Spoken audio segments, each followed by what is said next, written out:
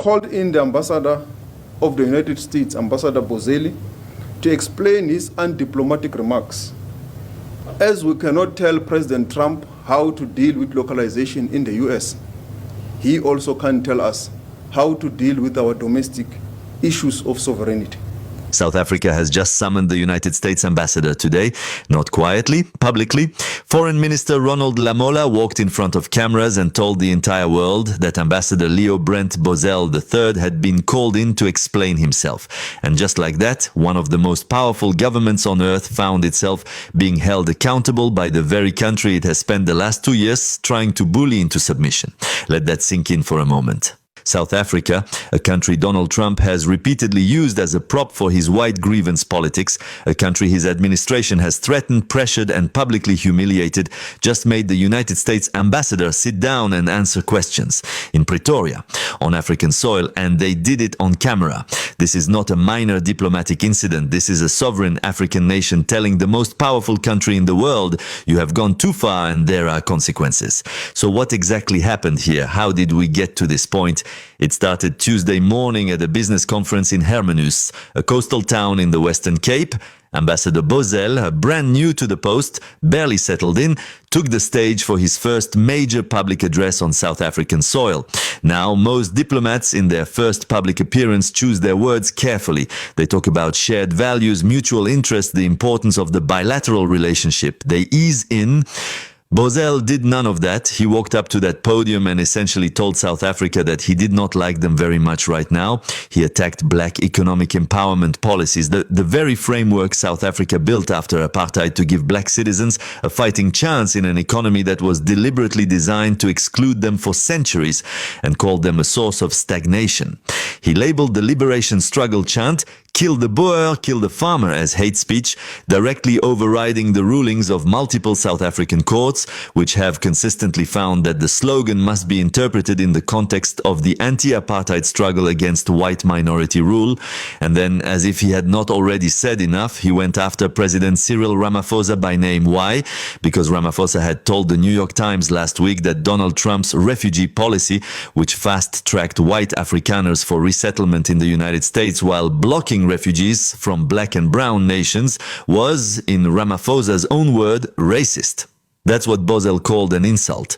A black African president describing a racially discriminatory policy as racist, and the American ambassador flew into a rage about it in public. But Bozell wasn't finished. He then turned his attention to South Africa's foreign policy, specifically the government's message of condolence to Iran following the killing of Supreme Leader Ali Khamenei in US-Israeli strikes. Sending condolence letters to Iran after one of the world's greatest terrorists has been put down. It's not a good sign, he told the room. He went further, telling the audience that South Africa must remain non-aligned, must stay away from the enemies of the United States, and that it is only America which must have allies. Read that again slowly. An American ambassador standing on African soil publicly instructing a sovereign nation on who it is and is not permitted to mourn, who it may and may not call a partner, and what foreign policy choices it is allowed to make. South Africa's response was swift, measured and devastating in its clarity. With regards to our US relations, the Department of International Relations and Cooperation has noted recent public remarks made by the United States ambassador to South Africa. While South Africa welcomes active public diplomacy and the strengthening of bilateral ties, we emphasize that such engagements must remain consistent with established diplomatic etiquette and international protocols. In this regard, we have called in the ambassador of the United States, Ambassador Boselli, to explain his undiplomatic remarks. And in his engagements and visits to various sites in South Africa, including the Apartheid Museum, districts.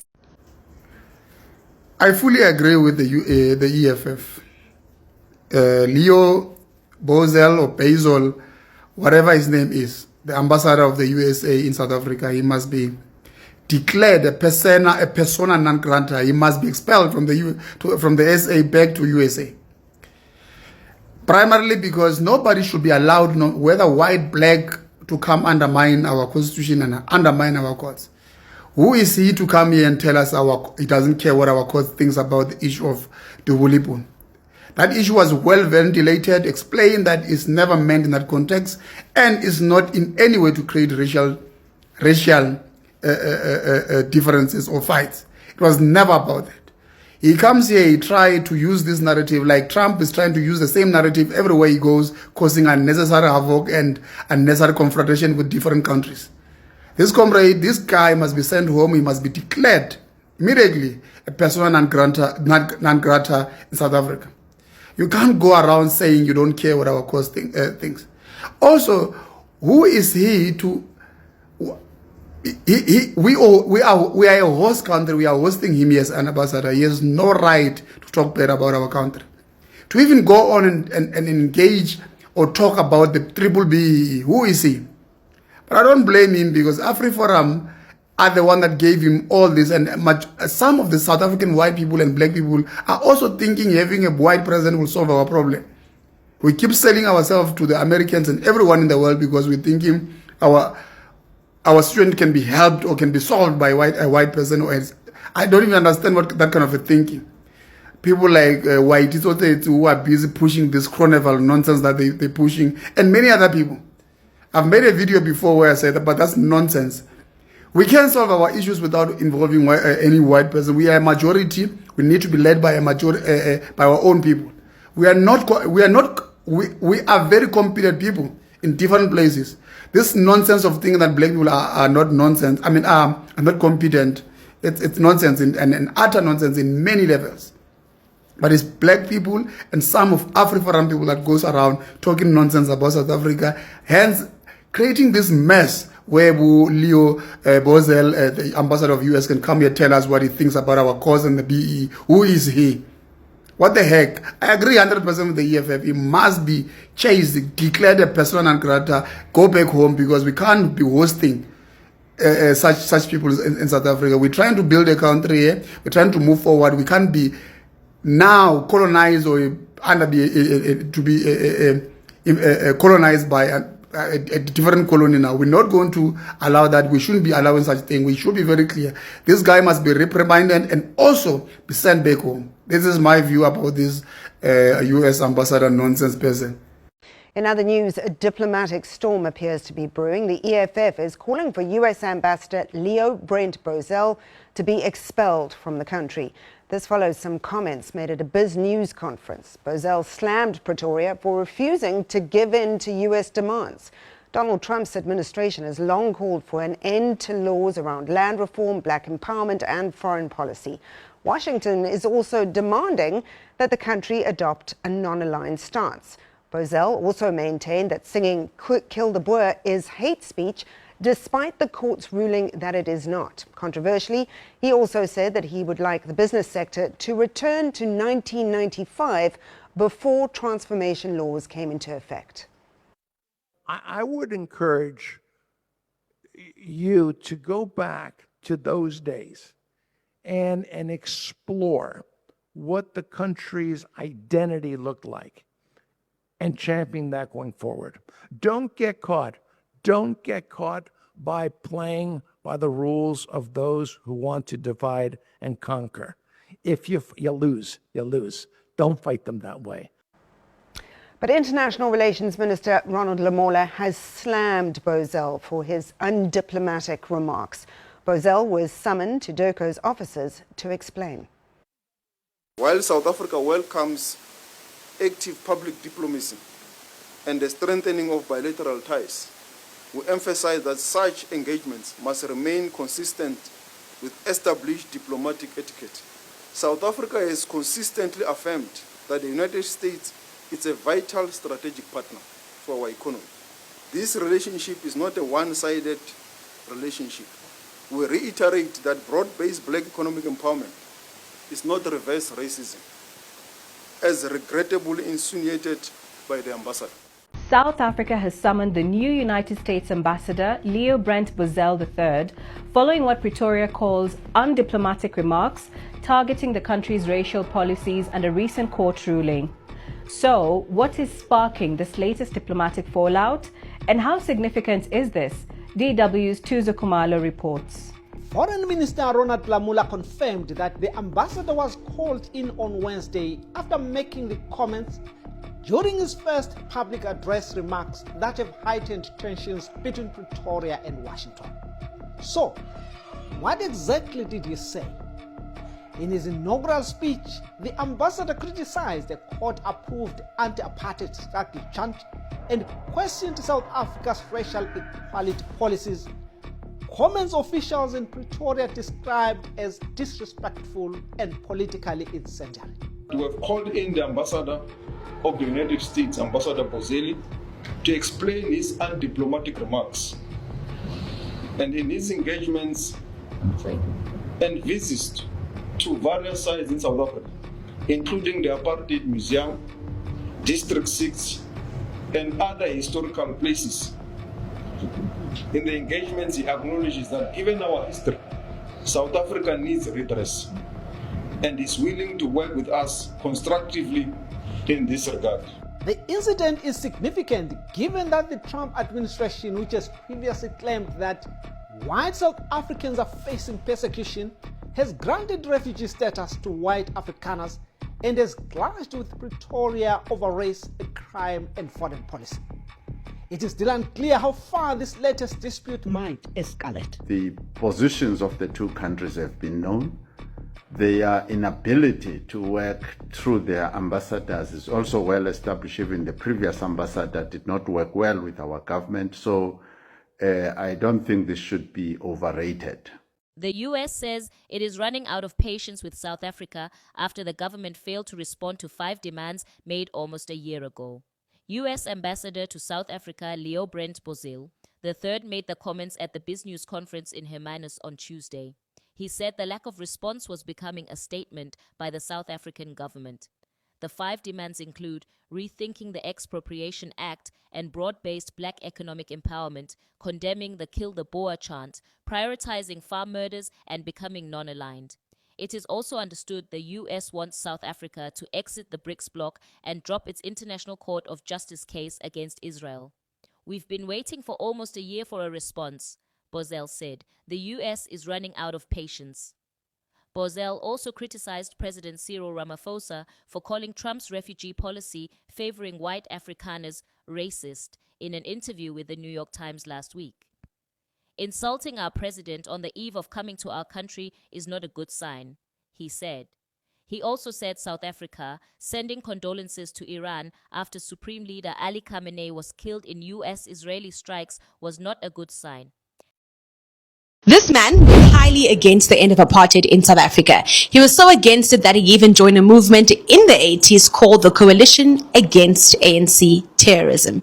This means he once thought that people like President Cyril Ramaphosa were actually terrorists. ANC and Nelson Mandela at that time were aligned with the Soviet Union, which was the biggest threat to peace in the world and the mortal enemy of the United States. As such, we were in opposition. Now he's the United States ambassador to a democratic South Africa and will have to work on building or mending relations between the two countries. We know that he arrived in South Africa, delivered his credentials to the Department of International Relations, and is firmly in the driving seat at the U.S. Embassy in Pretoria. But if you don't know, here's some crucial facts about him. He's a well-known right-winger. He has no experience as a diplomat or with Africa, but that doesn't matter right now, or does it? You have thousands of attacks that have taken place against white farmers. What the president is saying is that they can come to the United States as refugees. So it can't be that bad for South Africa, right? What matters is that he is the ambassador, and what he says are his priorities appear super controversial. And Bozell said his main goals were to push South Africa to drop its ICJ case against Israel and challenge its ties with China, Russia, and Iran. Now that he's here, what does this mean? The role of an ambassador becomes much less one of setting out a policy and much more trying to build the kinds of people-to-people relationships that might be possible, finding ways to get to know a country and its inhabitants and its institutions and its history and its culture. They follow the policy that is set out in Washington. It's no secret that Trump's Putting America first. Agenda is going nowhere, and everyone has been fixated on one thing. What does it mean for trade? He is, as we like to say now, a very transactional, business-oriented president who likes to think of making a deal. Diplomats and politicians in Pretoria are walking on ice on whether or not the bad relations with the US will be made worse. For now, it's a waiting game to see whether he'll follow through on his stated agenda or he will stick to everyday diplomacy.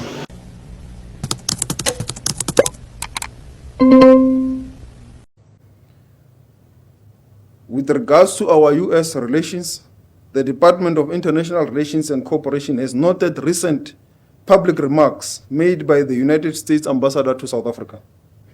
While South Africa welcomes active public diplomacy and the strengthening of bilateral ties, we emphasize that such engagements must remain consistent with established diplomatic etiquette and international protocols. In this regard, we have called in the Ambassador of the United States, Ambassador Boselli, to explain his undiplomatic remarks. And in his engagements and visits to various sites in South Africa, including the Apartheid Museum, District 6, and other historical places. In the engagements, he acknowledges that given our history, South Africa needs redress and is willing to work with us constructively in this regard. I will later allow the Director General, Mr. Zane Dengo, to elaborate further on the discussion with the US Ambassador. South Africa has considered. Of course, they were cheering him on. While we were all worried about his background, you had a whole group of people that were very excited about his background. So, yes, but the issue here is that he's the one that gets embarrassed now because he just started in February and he's demarched in March. I mean, that is embarrassing. It just shows that you haven't got the necessary skills and experience to be an ambassador because you do not take digs at the host country. But yeah, they'll cheer him on and they'll also, try and say this is not a big deal or doesn't really matter and try and twist it. But yeah, it's actually an embarrassment, I think, to a country when their ambassador is demarched so soon after arriving in another country. Not that anything can embarrass the United States. I mean, look at their administration. But also another thing is we must keep in mind that he does not have the necessary experience. Both Trump's appointments. In his first term, our US ambassador was a designer handbag executive that had donated to Trump's campaign. That was our first one from him. This is our second one. No diplomatic experience, no Africa experience. And I don't know why he thought that this was okay, but it's because of the lack of experience. And the mask slipped in that, grievance-addicted crowd that he decided to rub shoulders with. And these guys are going to use him continuously, and he is going to be embarrassed each time. So we'll see what happens going forward. Is the Minister of International Relations and Cooperation, Ronald Lamola, telling us the truth? The US Ambassador to South Africa was on BizNews. While on BizNews, this US Ambassador to South Africa said some things that made him sound like he came here to police our country on how a certain race is treated. For an example, he seems to be having a problem with the Expropriation Act. The guy has a problem with South Africa's 9-alignment strategy. In short, he was just regurgitating AfriForum's talking points when it comes to our country. He said our country should not have sent the message of condolences to Iran after the supreme leader of Iran was unalived. Just like a bully, to make matters worse, this guy says the US is running out of patience with South Africa. Now, Ronald Lamola was on TV to tell the country that his office called the guy into a meeting, and in this meeting, this guy regretted what he said and apologized. However, when you read on what he said on the X page of this guy's office, there is no apology. If anything the guy says, I want to clarify that while my personal view, like that of many South Africans, is that the chant constitutes hate speech, the US government respects the independence and findings of South Africa's judiciary. To which the CIC of the EFF was the first to respond and said, Wapa sis, and I agree with him. That being said, I have a request. Please, if anyone has seen this apology that the minister is talking about, please refer it to me. Let me conclude by saying this. I was of the view that the Minister of International Relations and Cooperation, Ronald Lamola, upon hearing what this guy said, the minister was going to do that which Marco Rubio did to Ibrahim Rasool, South Africa's former ambassador to the US, and declare this guy a persona non grata because he hates South Africa and sent him packing. You know, this man just got to South Africa, but he already has a lot to say. I do not see him staying for too long in South Africa. This is just my prediction. Yeah, he's not gonna stay long. He's not gonna last. They will do to him what they did to the ambassador of Israel. Okay, I'm talking about the ambassador to South Africa from the United States of America, Bozell something, right? So I saw this article on Times Live. He said that the United States of America has confronted South Africa about 5 things. Oh, okay. Number 1, the United States of America says that South Africa needs to rethink the Expropriation Act and the broad black economic empowerment. We all know that white people, especially capitalists in South Africa, those white people that have means of capital in South Africa, are against black economic empowerment. So he's telling us that the USA wants us to do away with black economic empowerment. Number 2, to condemn the chant, to condemn the kill the Boer chant. How often do you hear South Africans sing that chant? They need to directly confront Julius Malema on this, because we know that that's the person they're targeting when it comes to this thing. And he says that he does not care what the courts of South Africa say, because remember, Julius Malema did go to court, and the conclusion in court was that it is a chant, it is not a song, and Julius Malema was not charged with anything. The man said he does not care what the courts of South Africa says. According to him, that chant, it's a hate speech and it should be done away with. So he gets into South Africa, wants to tell South Africans what to do. Number 3, prioritize. He says that the government of South Africa needs to prioritize farm murders to protect and also protect white farmers. So what about black farmers? What about Indian farmers? What about colored farmers? So he left the USA to come and protect the interest of white people in South Africa. Clearly, he's not going to last in this country, may I tell you. Honestly. Number 4, he says that South Africa, the USA demands that South Africa should be non-aligned.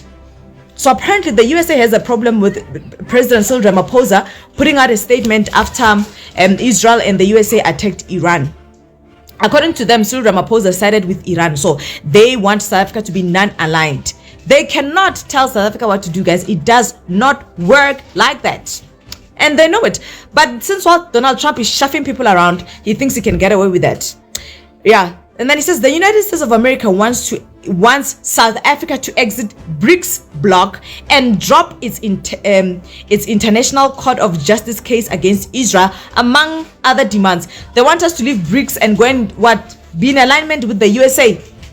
Never. That's why I say we must never give the likes of Patriotic Alliance, the Democratic Alliance, which other one? The FF Plus. They must never get outright majority. In coalition politics, they are fine. They can be there. But outright majority, never. Because these are organizations in South Africa that want to drop out of BRICS. You know what's BRICS, right? So for some of you, Brazil, Russia, India, China, and South Africa.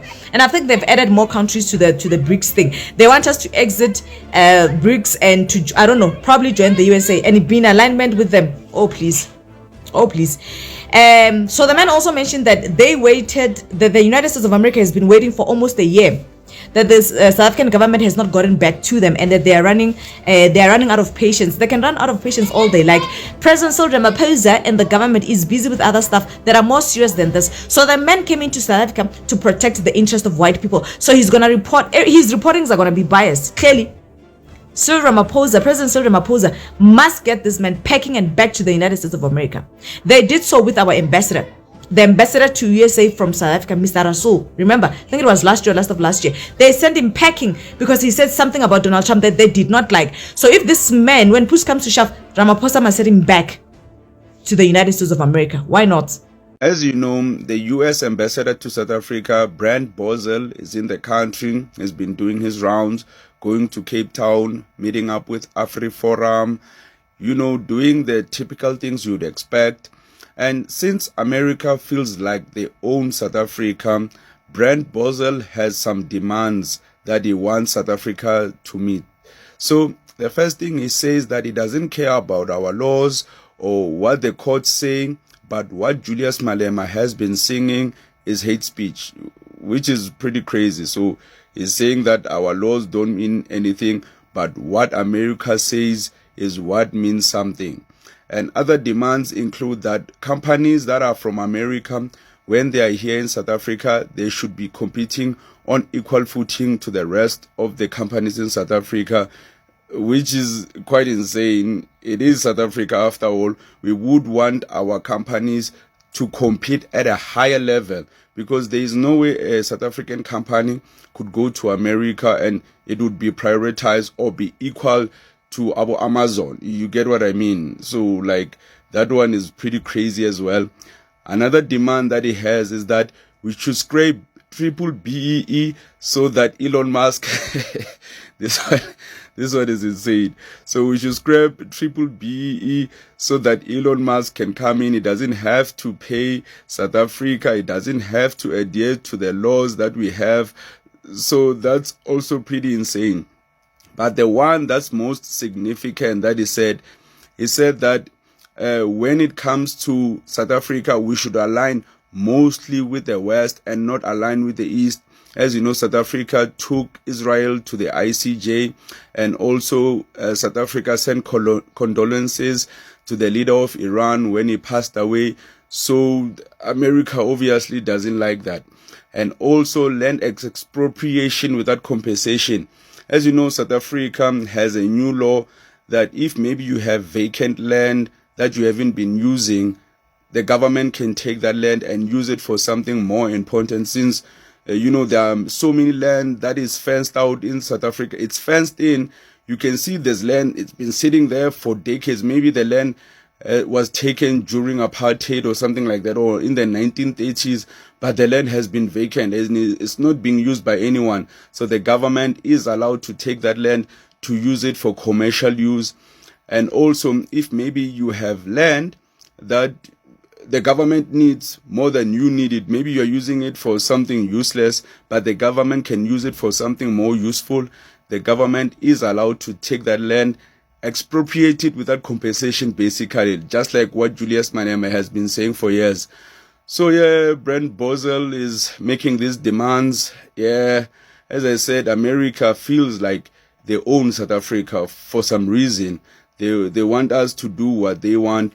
And also, obviously, they want their companies to be here in South Africa. And he's been threatening us and saying that we should remember that there are these companies, Amazon, Google, they are here. And that's diplomacy in itself, meaning that they are threatening on sanctions, right? They're threatening on removing these companies. He should know that since we are aligning with the East, if he were to remove our Google, Amazon and all of that, we would just go with Chinese companies. That's pretty obvious. So yeah, man, I knew this guy would come with these demands. I thought they would be light, but yo, man, these are heavy ones. So I'm just thinking, if South Africa continues the way we are continuing and we don't adhere to American ways or what he's demanding us to do, what will America do at this point? Because they're in a war right now. Will they go to war with South Africa as well? Yeah, because, yeah, man, this will be very interesting. So, guys, you know what? South Africa has summoned the U.S. ambassador over criticism. You know, some time back, there was this issue of Kill the Boer song that actually sparked debate worldwide, to the point that it got the attention of the president of America, Donald Trump. The guy was actually, I don't know if you remember how the president was, they were talking to him like anyhow, questioning him about so many things to do with Julius Malema.